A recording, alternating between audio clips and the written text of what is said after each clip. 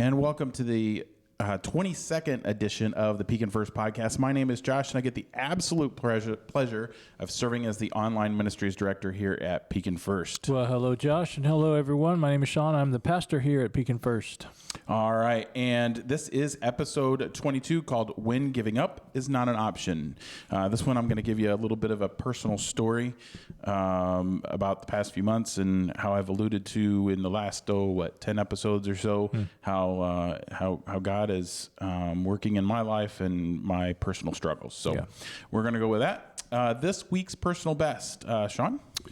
I've been thinking about this one today, and it's been a busy week. This is Holy Week here at the church. It's Holy Week everywhere. So, but when you're in church work, it is a busy week. So I'm going to just say my personal best is yet to come, because I really am looking forward to our weekend here starting today. In fact, I mean, this is probably not going to land for a couple of days, but we're recording on a Wednesday, so it's Holy Wednesday. We've got our Lenten lunch coming up here pretty soon.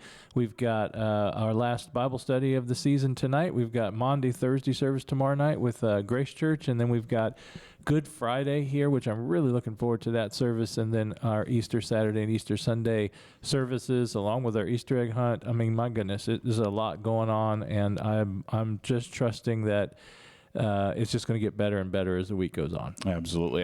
Yeah, don't forget, if this is dropping Friday morning, tonight would be the Good Friday service, and then there's Easter egg hunts tomorrow. Yeah, we got all kinds of good stuff coming up.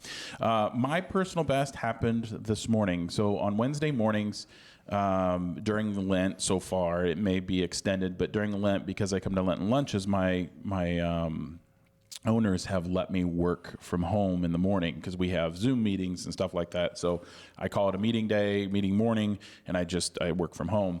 And I worked from about 6 to 7:30 this morning, and then decided it was time for a shower. So I go in and I'm showering or whatever, and I come back out. And my daughter had been home. One of my daughters had been home getting ready for school. She goes to ICC, and so she was getting ready for school, and she had left. And in the meantime, of me being in the shower, and I come out to a note, and it says, "You're doing great things. I love you."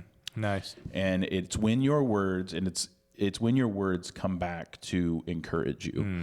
And as everybody knows, my personal tagline is, God put us here to do great things, so let's go do great things. And I tell that to my children as often as I can, or as often as I remember, or as often as it's put on my heart. And just to watch it come back is awesome. Yeah, that's great. Great. So, so this week, I'm going to use my current situation, an example of what most of us will experience many times in our life.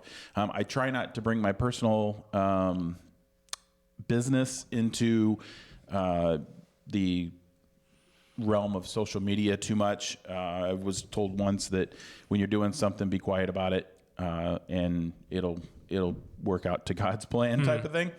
But I feel that this story that I have, that I've experienced over the past 9 months or so, actually almost close to a year, has come to a head this week. And as I was planning this podcast, it all started to come together. So God put on my heart the story. So as most of you know, that I manage, I'm going to rely on Sean to keep me on track, because I tend to wander off. As most of you know, that I manage a large number of properties here in the area. I've invested in a few things in my life, just not rental houses, flip houses and stuff like that. I've done a few of that myself, but my job keeps me really, really busy. And so I just try not to take on too much. I want to be as much as I can here at the church, and then also do my job to the best of my abilities. In the summer of 2024, some stuff started to go down with my career and my job, and there was just no danger of anything severe happening, but there was a lot of questions. And when you question, you tend to panic a little bit. And I was starting to panic a little bit. And I had went on a couple trips down to Florida and ran into my cousin a couple of times. And so with all the unanswered questions, I started to look at, what am I going to do if, right? What is the next step for me? What is the next step for my family? And so that was my kind of my motto, or my conversation with my cousin. my family's motto, unspoken, is when you do something, do it right, number one. And right doesn't necessarily mean your way. It's just do the right thing and do it for the right reasons. So in every business or any venture that my cousins and my family have went into, this is why we're doing it. We have a why, as Gina always loves to say, what's your why? We have a why, and is it the right reason to do it? Money is not at the top. It's in there, but it's not at the very top. It's are we doing this for the right reasons, and what is the end result? So my why was my retirement. Through my tribulations of just my life, 5 daughters, 2 of which I thought I was going to have to put through college. They've ended up putting themselves through college through some grants and stuff. But just the divorce and everything, I hadn't saved a whole lot for my future. And the other thing I wanted was fulfillment. I've always wanted to own my own stuff and do my own thing. And so this was in talking to my cousin, he blessed me with, let's do something. So I also picked up a second investor who's a very good friend of mine. And we were looking for some investments here in central Illinois. And it was a long road to find the right fit for what we were looking to do. And that is just a long-term investment. So there was a lot of lack of buying options. I also, on the side, mow some very large commercial lots and some commercial property here in town. And I would pass by this little building here in town, and I'm not going to give the address because I don't want to put it out there, but I would pass by this little building that had sat empty for more years than I can remember. And there would be one car that would pull up, and it would be there pretty much all the time. So there was like one person living there, and there was like, at the time, I thought there was probably 5-6 units, something like that. And this little building that had sat empty has history with me because my aunt and my grandmother lived there in 2 separate apartments. And so I would spend a lot of time there. And so I just always wondered what was happening. At the same time, I had a friend who has 2 boys and a growing family, and they're into lacrosse and they're into all kinds of stuff. And he had bought some rental property in Washington and East Peoria, and he was struggling to keep up with the property, right? Because he was just with a growing family, it's hard to do it yourself. So he was struggling to keep up with it and offered it up for sale, kind of in an off-market deal to me and not my cousin, but my other investor. And then at the same time, this little building that I had been wondering about went up for sale. So right before Thanksgiving, I put offers in on 2 properties. The problem with this was most of these units were vacant. So it was a lot to take on, but you know what? I'm up to the task. We have, and I say we, and I always tell everybody, I think I got a mouse in my pocket because there was no we about it. I had to have a plan. So right before Christmas, the same week, 2 days apart, I closed on my first 2 properties that I've ever invested in for long term. In the same week, my wife changed careers. So a lot of stress there, a lot of change, a lot of things happening. About the same time, my grandma was coming down with was getting ill, and it was her calling was coming from God, and we all kind of knew it. So this property in town this Pekin property that I bought, we'll start with that one. The Pekin property I bought was a blessing to my family, and in this way, my family could continue to work and remodel this building because these apartments, come to find out, had sat empty. All but one of them had sat empty for 11 years. So there was quite a bit, and everything was pretty well intact. But there's some, after 11 years, there's some stuff that needs some maintenance. I mean, I'm 46 and I have a lot of stuff that needs maintenance. Yeah.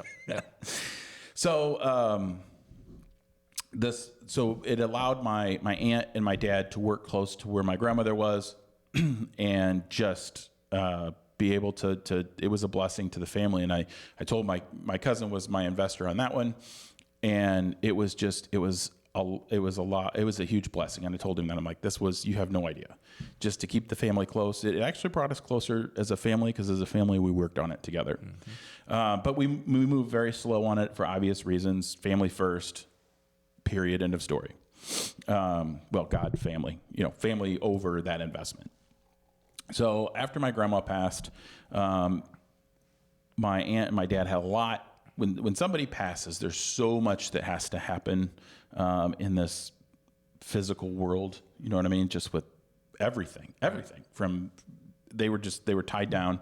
So it was time to kick it in overdrive. And I had met a guy a couple years ago that did some large investment rehab.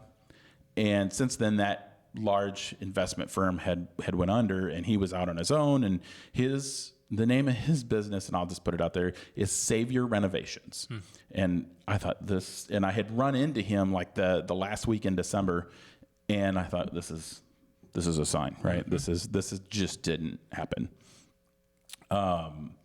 So I kicked it into overdrive to get these units remodeled. And my Washington property was not doing so well. I had trouble getting people into it. It's a very nice unit, just time of year, things like that. And as March started to creep in on me, the stress started to build. And just the financial burden, a lot of it was financial, quite honestly. Just when you do something for so long and you think, quite honestly, I had overthought that I'm really good at this. I can do this, right? And to look at failure in the face and go, this isn't somebody else's investment, this is mine, and it could just destroy me. Right. And this is where God just kind of took over. The week that broke me was last week. I don't know that anybody noticed a difference. My wife obviously did. My father. So I had in my Washington property, where it's been hard to fill, I had somebody give a 30-day notice. The financial strain was starting to build with my day job, which is very busy and very stressful as well. You'd think I would have not taken on any more with that. But you think. But when God says jump, you jump. So I had I won't call it a restructure, but it was a structure meeting that was very stressful. My pool, it was time to get my pool up and running. We've always been told that when it's cold, open your pool so that nothing builds in the pool. I had broken water lines at this Pekin property underground, underneath the parking lot. Mowing had started. I had a gopher eating away at one of my walls in the backyard. And my wall, I spent 4 years of my summers building this patio, and I have a gopher in front of it, and the outside wall is starting to tip out, right? And then, of all things, the final straw was last Saturday, I had worked until 9 p.m. I was not done. I worked all day at the apartments.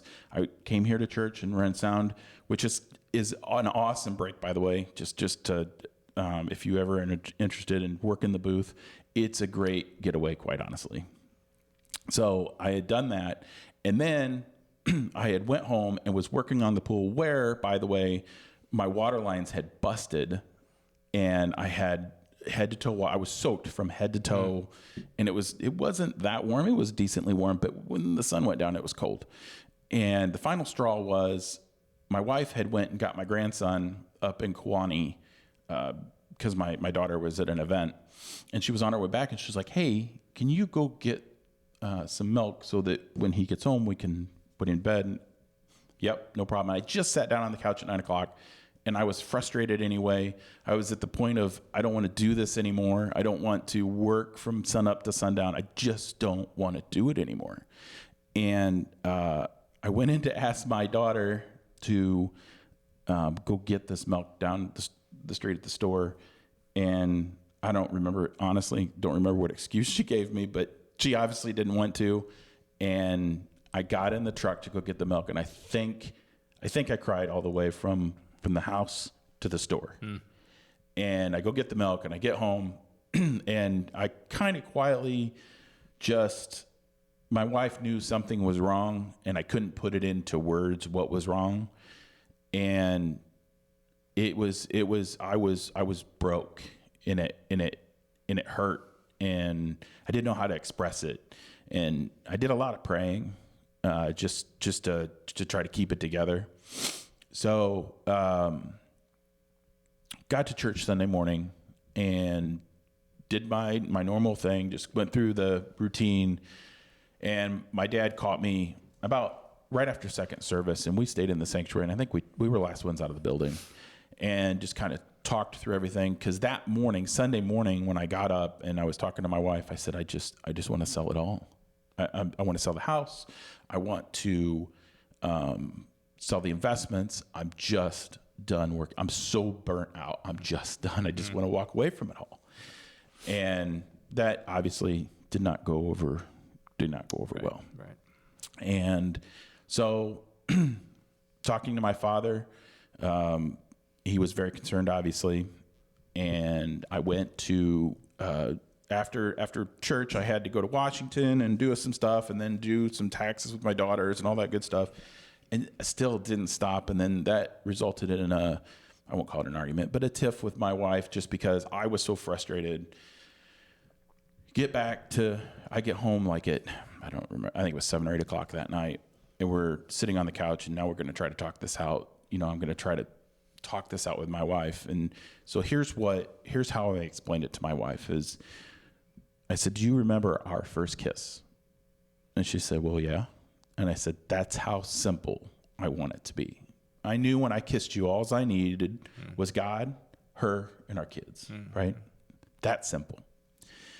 So I'm going to fast forward just a little bit to get through this. The Monday night,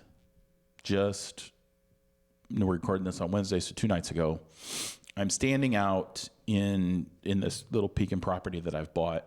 I have 3 units rented that took us a long time to get there. And we worked in this property so long while it was empty, it just didn't, I don't know, it just felt empty, right? And I'm standing out Monday night, and I'm going through some stuff with my dad, and I look around, and I've got people moving in. I've got 2 families that have already been there, and I've brought this property back to life. And here's how God has fulfilled me. And that is, I've got 3 tenants, and without getting into too much detail, I've got 1 tenant that's trying to get her life back on track. She has a little girl, and when I met her, what got me with her was, I'm not going to be your long-term tenant. Really? Nope. I want to buy a house. I want to move my life forward. That's a no-brainer. I've got 1 tenant that's going through a divorce, trying to start over. And I've got 1 tenant who just moved in. They were in a complex. They were getting harassed by the neighbor. It was a pretty dire situation. I talked to several different people that were familiar with the situation, and I moved them in ASAP. And so I've got all these people that come from different walks of life that needed help, and God hit it right at the right time. Mm-hmm. And then yesterday, I was in Washington showing one of my units there, and I had a couple that come from Bradley.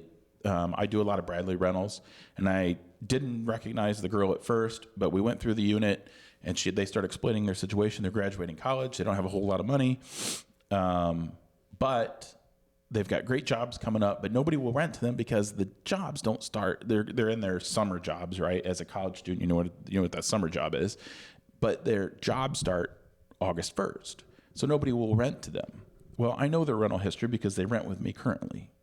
So being able to give them that shot is huge. Mm-hmm. And this is how God works in our life, right? This is how God will come close to. I thought I was broke, and God said, no, you're not. Mm-hmm. Here you go. Mm-hmm. Here's why you're doing what you're doing. Right.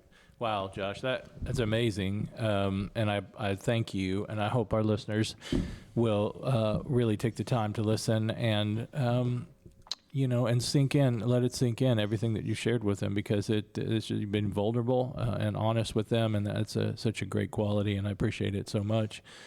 I only have one little thing to add, because I don't have anything to add. I think the story itself and your testimony to God's faithfulness is plenty, but I just couldn't help but think about where we're at in our season right now too. I mean, Christ is walking to the cross today. On this Wednesday, he is heading in that direction. Tomorrow, on Thursday, he'll meet with his disciples for the last time. Life is, for him, from a human perspective, is crumbling all around him. He's going to lose all of his friends. He knows he's going to lose his life. His ministry is finished. Everything is dark. And when he goes to that cross, it is even darker, because the world thinks that he is, he's a false Messiah. He's being ridiculed. The religious authorities think they've got rid of him. Satan, of course, is laughing, believing that he's won.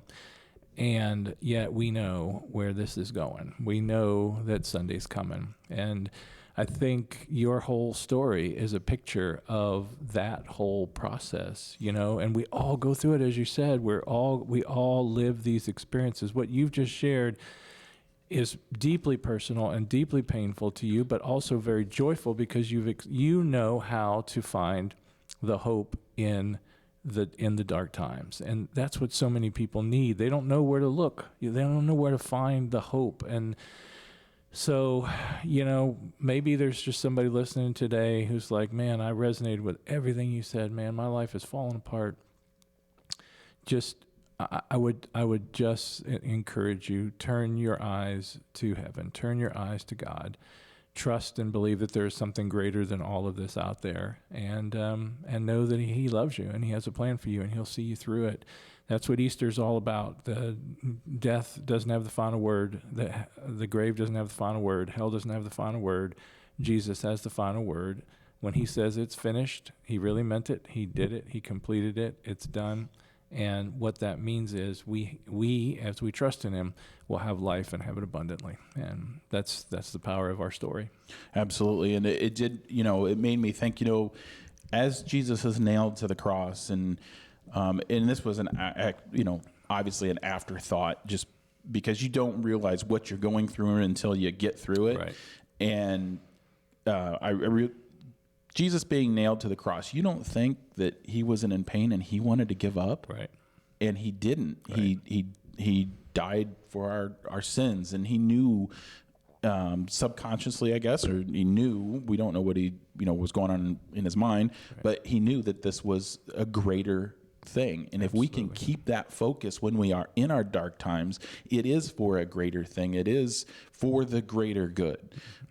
As long as you're doing things for the right reason, and that I go back to my family's thing, is as long as you're doing it for the greater good, and then it will be okay. Yeah. And even through the financial stress, my cousin would check in every once in a while, because he's a lot of the investors are off, what you would call off-site, or off in the background. They don't do day-to-day stuff. And he would check in every once in a while. All right, sounds good. You're doing a great job. You know what I mean? And he knew it was going to come out okay. He knew, he had faith in me to do the right thing. So and notice too how the shift occurs for you when it begins to be about other people, And I mean, I think that's such a huge point that we've got to continue to remind ourselves. Sometimes, many times, can we say almost all the time, yeah, the true joy of what we experience is in serving others and helping others, because what we find is that there's always people who've got it a lot worse than we do, and we hate to say that when we're going through stuff, because we want to feel like we are at the, we're the worst. There's nobody else who understands this. And when you put it in perspective of Christ on the cross, I mean, my heavens, our suffering pales so much in comparison to that. but that's what he did for us. And so the call for us then is now to figure out, okay, how in the midst of my struggles can I actually serve other people? And what you're doing with your rental units and through your family and so many other ways is a beautiful example of what God wants for us. We get the most joy when we serve others and see others rising up and, fulfilling their potential. So good stuff. Absolutely. And if you are in this season like I am, in this turmoil and stuff like that, there is no better place to be is right here at Pekin First. We have so much going on that just giving back to the community, serving others, or just talking to people. Just Bible study is a good way to get around a good group of people. This Friday, of course, which will be tonight after this drops, we will have our Good Friday service. And want to tell us a little bit about the reading that's going on and stuff like that? Yeah, it's 7:00 on Friday night here at Pekin First. It will be I don't want to give it a lot. I'll give a lot of it away, but it's going to be very interactive. It's going to be very creative and artistic. Don't come expecting a typical worship service. Our worship team, which, as we've said many times on this podcast, is one of the best that we know of, will lead us in music. There'll be videos. There'll be readings. We're actually going to read through the entire Good Friday text from the Gospel of Luke, which really gives you a real clear, beautiful picture of what Jesus suffered on Good Friday, how he did what he did and what he went through for us. And then you'll have an opportunity to respond. We are going to have communion together if you feel led to do that. Of course, you don't have to participate in any of it. You can just come and sit and listen and soak it all in. But we'd love to have you come for that. Absolutely. And it will be broadcast online on YouTube and Facebook and on the Pekin First app. So we will be doing that one live as well. Saturday, we then start the Easter celebration at 5 p.m. here at Pekin First, and some special choir performances and stuff like that. Yeah, we have our full choir, full bell choir on Saturday night. That'll be an early Easter because technically we want to, think about Jesus still being in the tomb on Saturday. But for us here, because we do offer a Saturday night service, it'll be just a little early. I'm sure it'll be Sunday morning somewhere in the world. Right. So we'll celebrate together the resurrected Christ, and it's going to be a beautiful time. Awesome. And then right after that service, we have the Easter egg hunt that starts at, I believe, 7:30. But get there a little early because they've got some cool games and giveaways that they've got all planned. Emmy and Diana have been planning this for quite some time. It is a whole lot of fun. And then Sunday morning, of course, is 2 Easter services, one at 8 a.m., which is a communion service. I got it out. Yeah. We actually will have our choir and bells at the 8 a.m. service, too. So nice. We're going to have, we'll have a full music team and a full celebration for you at 8 a.m. If you prefer to have a traditional service on Sunday morning as opposed to Saturday night, you can come join us at 8 a.m. on Sunday morning. Then 10 a.m. is our contemporary worship service. That'll be broadcast live, and that'll be led by our worship band. Absolutely. And then don't forget the snacks in between, because on Sunday, I get to start eating sugar again. Right. I'm going to have to take it a little slow just to come back in. I'm drinking a coffee now, which is sugar-free, by the way. So snacks in between services on Sunday. Join us then.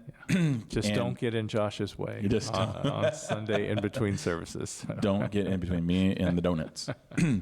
All right. Well, this has been the Pekin First podcast. Any parting words, Sean? God bless you guys. Thank you so much for listening. I hope this has been meaningful to you as much as it has been to me. Let the Lord speak to you this week. Whatever you're going through, just turn your eyes to God. If you can't pray or don't know how to pray, just simply say, Lord, help. I mean, that's all you need to do. And I trust and believe that God will come and be there for you. Awesome. All right. And remember, God put us here to do great things. So let's go do great things.